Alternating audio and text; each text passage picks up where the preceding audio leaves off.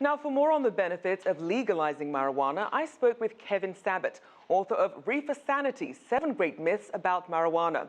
He's also the president of Smart Approaches to Marijuana and director of the Drug Institute at the University of Florida. I began by asking him if more states will consider legalization in the mid to long term. Well, what's interesting is that there's a massive global industry, just like the global tobacco industry or the pharmaceutical industry, and they see big bucks. They want to make money.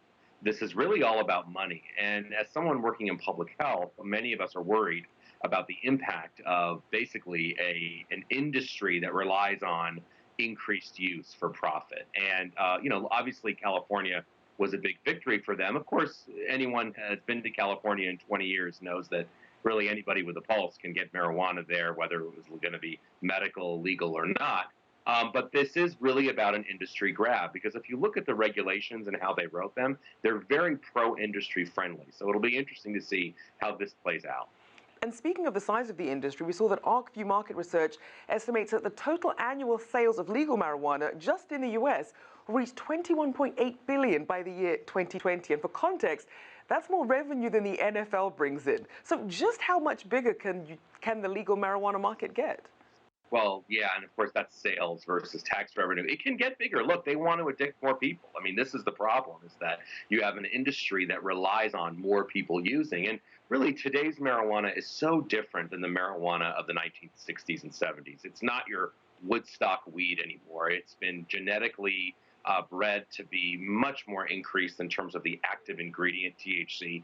And what we're worried about is that there's an industry that's actually going to be selling gummy bears, lollipops, cookies, candies. This is how the industry is rolling out in the United States so far. And I would say from a public health point of view and a safety point of view, because we're very worried about car crashes and accidents, I think this is a space that we really need to watch. Because if an industry is going to be in charge of this, they want to maximize profit. And to do that, they have to addict young people. I think that's something we need to watch. And as you mentioned, you're saying that this is an industry that does rely on more and more use. And according to the World Health Organization, the most rapid growth in cannabis abuse since the 1960s has been North America, Western Europe, and Australia.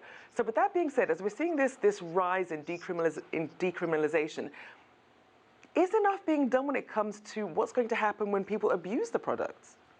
Well, there's not enough being done at all. We need to do more research. The WHO also recently came out with a paper very, very worried about the long-term effects of cannabis on things like learning, education, the workplace, and talking about a competitive global environment. The idea that we would want to sort of increase marijuana use, I think, is going to give headaches to employers, as well as a sort of properly trained workforce, global workforce. And education and mental illness are real issues that we're looking at.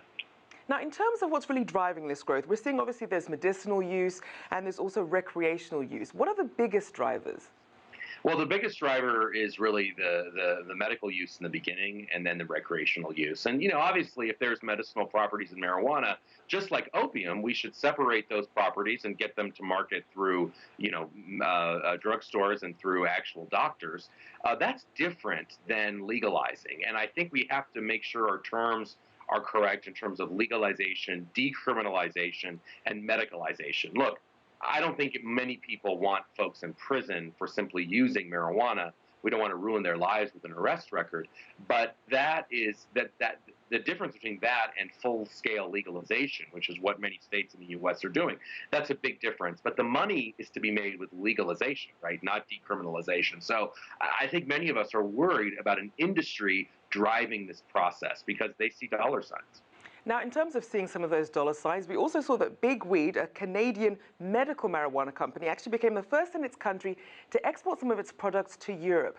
Do you see marijuana exports from the US becoming a trend that we might see in the future?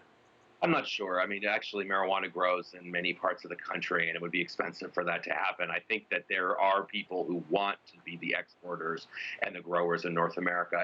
Keep in mind, this is all illegal from a federal perspective. So, I mean, no one really knows what President-elect Trump is going to be doing. It's going to be very interesting to see who his pick for Attorney General is, because it could also throw this industry into chaos. It's not just a sort of endless gold rush. It's very uncertain. Remember, the international drug law set forth by the United Nations and signed by almost every country in the world still deems all of these drugs illegal. So there's a long way to go, I think, until this fully comes out to the light. And I think if there are as many problems as we're seeing in Colorado is spreading in the other states, it actually might put the brakes on the whole process. What do you think could pose the biggest challenges for the marijuana industry? Well, I think a big challenge is what happens with President-elect Trump, as well as with the other countries in the United Nations regime. I don't think this is something that globally every country is wanting to do. I think, especially with the increased problems in marijuana-related treatment, psychosis, schizophrenia, car accidents, dropping out of school, I think a lot of countries actually think that this is problematic, and maybe they just want to let America be the guinea pigs. It's possible, and see what happens. But, I think there are a lot of challenges. I think we're going to see a backlash to this at some point, like we're seeing a backlash to the global tobacco movement. It may take some time, but I think we will be seeing that.